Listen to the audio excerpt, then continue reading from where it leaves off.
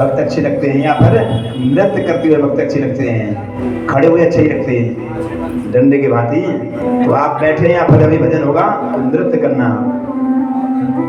तो भगवान ने देखा कि हमारा अवतार तो इस धराधाम के भार को उतारने के लिए हुआ था, क्योंकि जब भगवान विधाता श्री ब्रह्मा जी के साथ माता पृथ्वी भगवान आदि नारायण के शरण में जाती है और निवेदन करती है, प्रभु मैं दुष्टों के अपराध से, पापियों के पाप से मैं दूषित हो गई हूँ, मैली हो गई हूँ, और इतना अत्याचार पापियों का हो रहा है कि उनके पाप का भार अब हमसे सहा नहीं जाता है। क्यों? धर्मो रक्षति रक्षिता। जब इस धरा पर धर्म होता है तो भूमि धरती माता प्रसन्न होती है और प्रसन्न होकर के अनेक अनेक पदार्थों को प्रकट करती है। और जब इस धरती पर अपराध होने लगता है, पाप होने लगता है, तो भूमि घबरा जाती है और पाप के भार को सहन नहीं कर पाती है। तो आज माता पृथ्वी पाप के भार को सहन नहीं कर पा रही हैं, तो भगवान विधाता ब्रह्मा के साथ जाकर के नारायण के चरणों में गुहार लगाई है, हे प्रभु हमारे भार को उतारो, अब एक पाप का भार हमसे सहन नहीं होता। तो भगवान ने कह दिया था माता पृथ्वी से, देवी आप चिंता ना करें, अब कुछ ही समय में हमारा सुंदर अवतार होगा, हम प्रकट होंगे और आकर के आपका भार उतारेंगे। क्योंकि भगवान धरती पर इसलिए आते हैं, जब जब होए धर्म की हानि, वाढ़ी असुर अधम अभिमानी। चिंता मत करो, अगर किसी का आश्रम का गेट बंद हो जाए, होटल बंद हो जाए, तो सबको यहाँ सोने की, भोजन पाने की सुंदर व्यवस्था है। सब गुरुदेव भगवान के चरणों में यहाँ कहते ना, हर मर्ज की दवा है गोविंद की गली में, क्यों आके रो रहा है गोविंद की गली में। तो यहाँ सब व्यवस्था है गुरुदेव के यहाँ, और यहाँ वही भक्त ठहरते हैं जिसको कहीं सहारा नहीं मिलता, अथवा जो वीवीआईपी बनकर नहीं आता। ऐसे ऐसे लोग आकर यहाँ ठहर जाते हैं जो कभी आए नहीं, गए नहीं, कोई जानता नहीं, पहचानता नहीं, और महीने महीने यहाँ रुक जाते हैं, और कोई विशेष आता है उसके लिए यहाँ कोई स्थान ही नहीं है। तो यहाँ तो आप सब भगवान के पराभक्ति को प्राप्त करने वाले भगवान के भक्त हैं, और सभी के लिए यहाँ पर सुंदर भोजन की व्यवस्था है, रहने की, रुकने की सारी व्यवस्था पूज्य गुरुदेव भगवान के चरणों में है। ये तो आप यहाँ थोड़ी सी मुट्ठी भरी भीड़ है। जब कुंभ का वातावरण जब होता है, प्रयागराज में जब कुंभ लगता है, तो वहाँ तो बसों की बसें सारी रेल की रेल भर कर आती है, और हजारों आदमी जहाँ देखो वहीं केवल लोगों के सर ही सर देखते हैं, काले काले बाल दिखते हैं, जहाँ देखो वहीं लोग भरे रहते हैं। तो वो सारी व्यवस्था, अन्न जल की व्यवस्था, ठहरने की व्यवस्था पूज्य गुरुदेव के अखाड़े में होती है। तो यहाँ तो मुश्किल से 100 लोग होंगे। तो कहने का अभिप्राय, गुरुदेव का हृदय बहुत बड़ा है। आगे भगवान ने देखा कि अब हमें भूमि का भार हल्का करना चाहिए। सोचते हैं कि हमने तरह तरह से दुष्टों का दलन कर दिया, पापियों को नष्ट कर दिया, मगर हमें लगता है अभी भी भूमि का भार उतरा नहीं है। क्यों? क्योंकि मुझे लगता है कि हमारा परिवार ही हमें लगता है तो भूमि का सबसे बड़ा भार है। देखिए, भगवान ना तो किसी को अपना कोई विशेष मानते हो, ना किसी को पराया मानते हैं। भगवान सभी के साथ, सभी भक्तों के साथ समान व्यवहार करते हैं। आज भगवान ने दुष्ट दैत्यों का तो वध कर दिया, मगर देखा कि हमारी लीला अब संपन्नता की ओर है, तो हमारे जो परिवारजन हैं ये भी इसमें से भी कुछ भी कुछ परिवार वाले दूषित हो गए हैं। दूषित कैसे हो गए हैं? संतों के अपराधी हो गए हैं, भक्तों के अपराधी हो गए हैं। क्योंकि भगवान बार बार अपने परिजनों को समझाते थे, अपने पुत्रों को समझाते थे, बेटा तुम किसी प्रकार संत भक्त अपराध मत कर देना, क्योंकि ये विशेष लक्षण है समाज में बिगड़ने का। रूप यौवन संपन्ना विशाल कुल संभवा। अगर सुंदर रूप मिल जाए, बड़ा परिवार मिल जाए, खूब संपत्ति मिल जाए, राज सत्ता मिल जाए, तो वहाँ के बच्चे, वहाँ के युवक बिगड़ ही जाते हैं। वहाँ तो अति हरि कृपा जाहि पर होई। विशेष कृपा कोई गुरुजनों की, भगवान की गुरुजनों की होती है तो वो ही बच पाते हैं, नहीं तो जितने बड़े बड़े लोग हैं उनमें से कितने ऐसे लोग हैं जो अपने पद से भ्रष्ट हो जाते हैं। रूप सुंदर होना, पैसा होना, संपत्ति होना, बड़ा परिवार होना और सोर्स होना, पद प्रतिष्ठा मिल जाना, जब ये सब काम होते हैं तो मन में भाव आता है हमारे पास ना ही रूप की कमी है, ना ही धन की कमी है, ना ही पद प्रतिष्ठा की कमी है, हमारा कौन क्या बिगाड़ लेगा। और हम मनचाहा आचरण कर देते हैं, कहीं जो करने योग्य नहीं होता उसको भी हम कर देते हैं। धन भी बड़ा दूषित होता है, किसी किसी की बुद्धि नष्ट कर देता है। तो आज भगवान ने देखा कि हमारा परिवार ही हमें लगता है इस धरती पर भार है, अब इसका हमें हनन करना चाहिए, इसका हमें संहार करना चाहिए और भूमि के भार को हल्का करना चाहिए, उतारना चाहिए। तो वो लीला दूर नहीं, जब भगवान की लीला प्रारंभ हुई तो क्या हुआ, भगवान के पुत्र हैं सांब आदि, भगवान तो आए दिन अपने बच्चों को उपदेश देते थे, बड़े बड़े नियम धर्म बताते थे, नीति के सूत्र बताते थे, मगर आज भगवान के ही बच्चे बिगड़ गए और कहीं खेल रहे थे, घूमने जा रहे थे, किसी महापुरुषों की टोली देखी और वहां जाकर देखा कि संत महापुरुष तपस्या कर रहे हैं,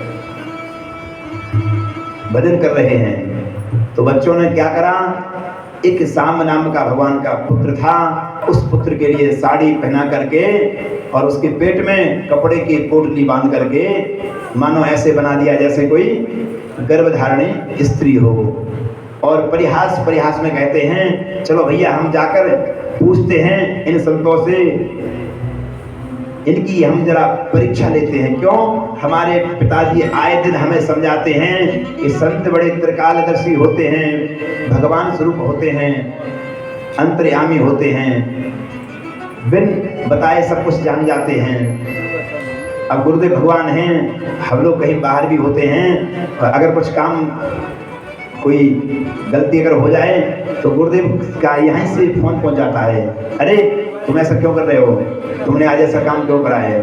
तो हम कहीं अन्यत्र हैं, गुरुदेव भगवान यहाँ विराजमान हैं, गुरु जी का फोन पहुंच जाता है कि आपने ऐसा काम कर दिया, उसको अब नहीं करना है।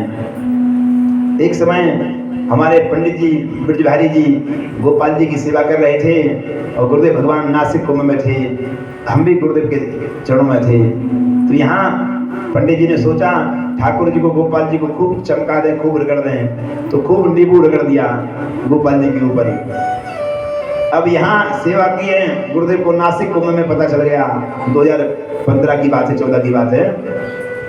तो वहां से फोन किया गुरु जी ने रात के 3 बजे, तो तूने भगवान को इतना खट्टा क्यों लगाई दी, खटाई क्यों लगा दी, मालिश करना है इत्र से करो, हल्दी दही से करो, चंदन से करो। तो ऐसे गुरुदेव भगवान समझ जाते हैं। तो कहने का अभिप्राय, जो संत होते हैं, विरक्त होते हैं, तपस्वी होते हैं, वो त्रिकालदर्शी होते हैं, भूत भविष्य वर्तमान को जानने वाले होते हैं, क्योंकि वो सदैव ही सतत चिंतन मनन करते हैं भगवान का। और ऐसा शिव पुराण में लिखा है, जो शिव जी की पार्थिव शिव जी की पूजा जो करता है केवल 11 वर्ष तक, 11 साल तक जो मिट्टी के पार्थिव बनाता है और उनका सुंदर अभिषेक करता है, सुंदर गंगा यमुना आदि नदियों में उनको विसर्जन करता है, तो वो साक्षात स्वयं रुद्र के रूप हो जाता है, साक्षात रुद्र का स्वरूप हो जाता है। इस पुराण में भगवान वेदव्यास जी महाराज लिख रहे हैं। और पूज्य गुरुदेव भगवान तो 70-80 सालों से रोज मिट्टी के शिवलिंग बनाकर उनका अभिषेक कर और जमुना में प्रवाह करते हैं। तभी तो गुरुदेव भगवान कभी क्षण भर में रुष्ट हो जाते हैं और क्षण भर में दुलार करने लगते हैं, आशीर्वाद देते हैं हम सबको। तो भगवान ये साक्षात भगवान भोलेनाथ हैं, जो कभी रुद्र अवतार में होते हैं, कभी भूत भावन भोलेनाथ के रूप में हम आप सभी भक्तों को लाड दुलार कर रहे हैं। तो हम आप पर बड़ी करुणा कृपा है इनकी। और संत होते ही दयामयी हैं, संत हृदय नवनीत समाना।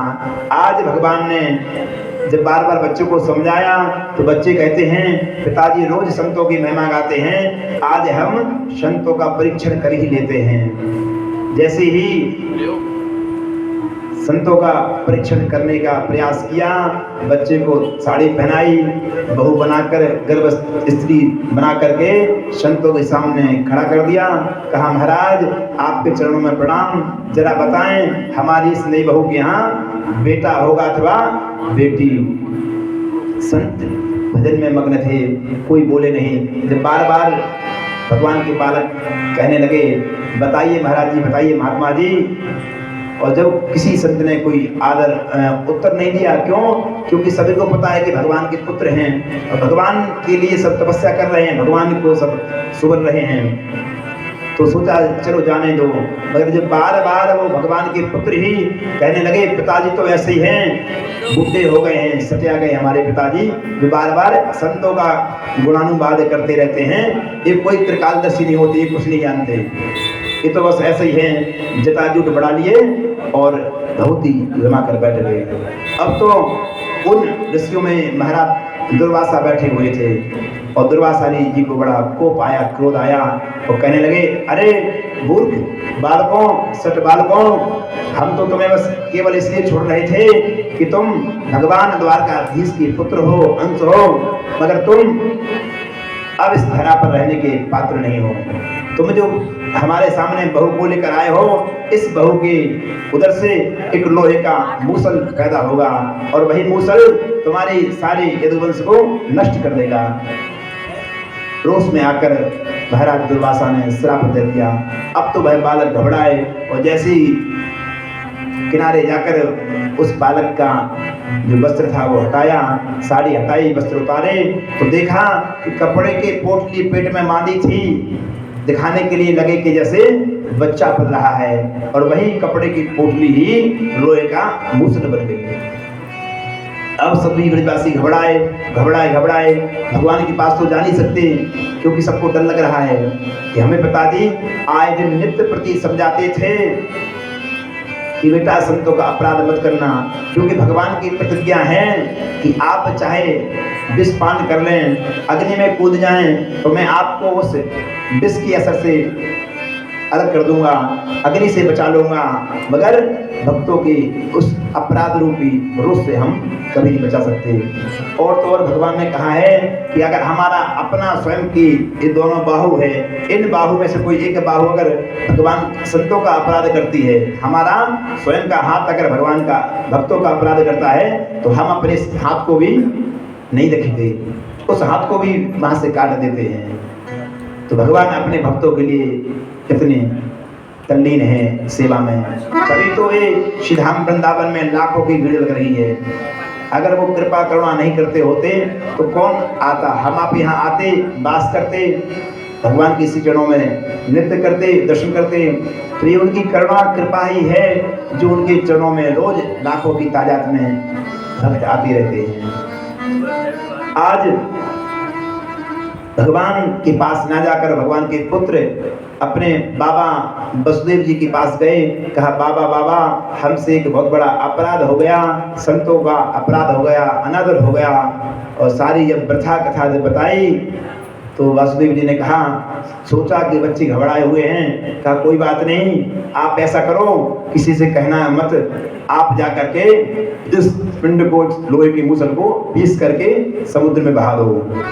जब मूसल ही नहीं रहेगा तो कहां से हमारा अरिष्ट होगा। भगवान के बालक गए, जाकर के उस लोहे की मूसल को पीस करके समुद्र में बहा दिया।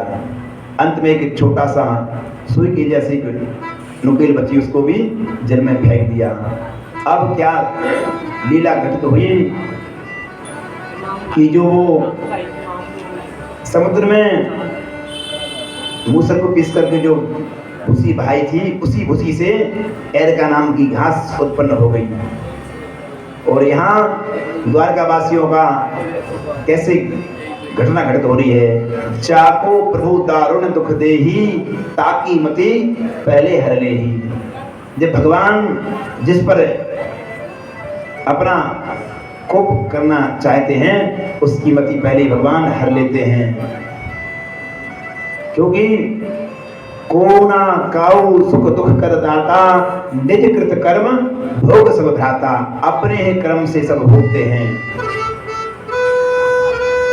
यहाँ गुरुदेव के यहाँ हम अनुमान लगा सकते हैं, किसी पर इतनी कृपा है तो उसका कोई पार नहीं, किसी पर कम कृपा है तो ये सब अपने अपने कर्मों का भोग है। जिसको जो जैसा करता है वैसा प्राप्त होता है। आज भगवान के ही स्वजन परिवारजन, उनकी बुद्धि बिगड़ गई, और ऐसी बुद्धि बिगड़ी मानो आपस में ही भाई भाई लड़ने लगे, झगड़ने लगे, और बहुत बड़ी यहाँ अनहोनी होना प्रारंभ हो गई।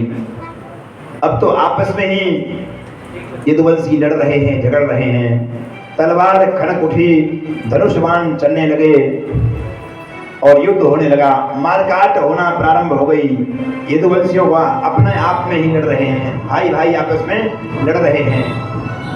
भगवान बलराम ने देखा, अरे ये तो हमारे अपने बच्चे लड़ रहे हैं, तलवार है किसी के हाथ में, धनुष बाण है किसी के हाथ में, ये तो एक दूसरे के का संहार कर रहे हैं। तो भगवान बलराम ने आकर बचाना चाहा तो मानो ऐसा वो इशारा कर रहे हैं, बलराम भगवान के ऊपर ही वो प्रहार करने के लिए आतुर हैं। तो भगवान श्री कृष्ण आए बलराम के पास और कहा, भैया ये तो जो होना है वो होना ही होना है, आप क्यों इस झगड़े में पड़ते हैं। और बलराम जी महाराज को वहाँ से अन्यत्र ले गए। और आज यहाँ आपस में सभी लड़ रहे हैं, झगड़ रहे हैं। भगवान कृष्ण बलराम जाकर के एक ऊंचे टीले पर चढ़ गए, एक पर्वत पर बैठ गए। प्रवास क्षेत्र में लड़ते हुए यदुवंशी आ गए। अग्नि अस्त्र, पशुपतास्त्र सब समाप्त हो गए। लेकिन जो लोहे की मूसल से जो एरका नाम की घास उत्पन्न हुई थी, आज वही घास देखी ब्रजवासियों ने, यदुवंशियों ने, तो उस घास को उखाड़ उखाड़ कर एक दूसरे पर प्रहार करने लगे। वो घास इतनी नुकीली थी कि मानो तलवार का काम कर रही थी। एक घास होती है जिसमें हाथ लग जाए तो हाथ कट जाता है। तो एरका नाम की घास उखाड़ उखाड़ कर सभी यदुवंशियों ने एक दूसरे में मारना प्रारंभ कर दिया। और अब तो क्या था, देखते देखते सारे यदुवंशी नष्ट हो गए, खत्म हो गए। 2, 4, 10, 50 बचे, बाकी सभी लोग अपने आप आपस में ही नष्ट हो गए। बलराम जी महाराज ने देखा कि हमारे स्वामी भगवान श्री नारायण अपनी लीला को संपन्न करना चाहते हैं, तो सुंदर शेष का रूप लेकर के क्षीर सामुद्र में समा गए। बलराम जी महाराज की जय। अब यहाँ जब जो यदुवंशियों ने मूसल पीसा था और पीसने के बाद भी एक सुई मात्र एक अंश बचा रहा उस मूसल का, उस मूसल के अंश को किसी मछली ने निकल लिया था। उस मछली को किसी बहेलिया ने पकड़ लिया और जैसे ही उसको अमनिया किया, काटा, उसके पेट से वह नुकीला पदार्थ निकला। तो उस बहेलिया ने अपने धनुष की नोक पर उसको चढ़ा लिया, लगा लिया। और अब तो वह समय आया मेरे प्रभु भगवान श्री कृष्ण प्रवास क्षेत्र में पीपल के पेड़ के नीचे दाहिने जंघा पर बाएं चरण को रखकर अर्ध शयन अवस्था में लेटे हुए हैं और भगवान का नख चंद्र मानो ऐसे चमक रहा है जैसे किसी हिरण का नेत्र हो। और किसी बहेलिया ने देखा कि कोई हिरण है जो वृक्ष के नीचे खड़ा हुआ है, तो भगवान के उस नख चंद्र को देख करके निशाना साध दिया उस बहेलिया ने और बाण छोड़ दिया। जैसे ही बाण छोड़ा तो आकर के भगवान के चरण में बाण का प्रहार हुआ। भगवान के चरण से रक्त बहने लगा। जैसे ही भगवान ने देखा अरे ये तो हमें बाण लग गया, तो भगवान के पास वहां दारुक था, दारुक नाम का सारथी, वो आया। उसने देखा अरे प्रभु आपकी इस प्रकार हालत किसने की है, हम उसको दंडित करेंगे, उसको हम दंड देंगे। इतने में बहेलिया आ गया, स्वामी हमसे अपराध हो गया, गलती हो गई। भगवान कहते हैं अरे भैया ये सब हमारी ही लीला है, हमारा ही विलास है, तुम क्या हो, क्या तुम कर सकती हो, ये सारी की सारी लीला हमारी अपनी बनाई हुई है।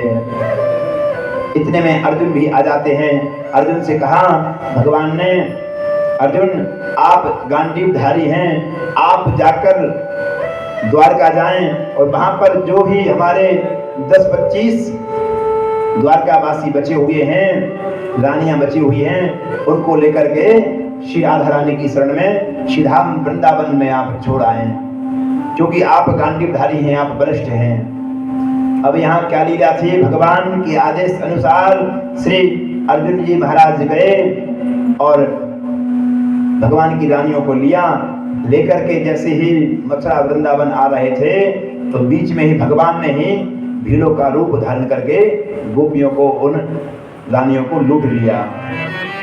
पुरुष बली नहीं होते हैं, समय होते बलवान, भीड़न लूटी गोपियां, वही अर्जुन वही प्राण। आज गांडीवधारी अर्जुन भी कुछ नहीं कर पाया, उसका धनुष भी कुछ नहीं कर पाया और उसके सामने ही भीड़ बनकर भगवान ने उन रानियों को छुड़ा लिया।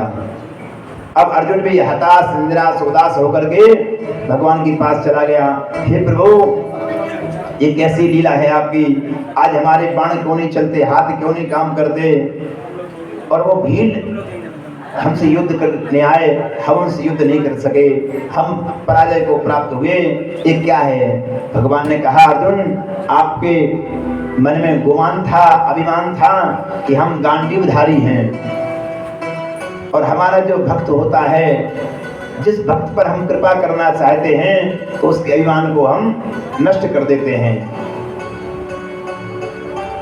चाहे जिस भी वस्तु में उस भक्त की आसक्ति होती है, उसी वस्तु को हम छीन लेते हैं। तो एक बार आपको स्मृति होगी, आपने